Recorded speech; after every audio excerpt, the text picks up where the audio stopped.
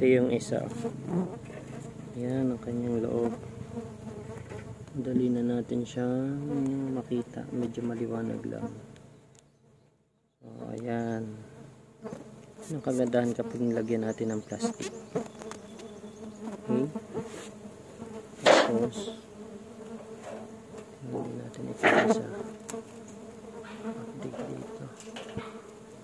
Ito wala pa siyang masyado. Pero meron na siya doon hanip. Yun, nakapatong. Yung ikalawa. Una. Ikalawa. Ito naman yung ikatlo.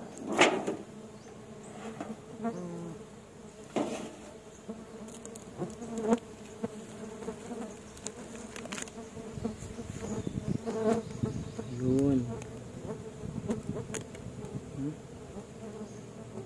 Yan. Kita ba? Medyo malabo. Yun. Kasi mataas ng sikat ng araw. Yan. Yan sila.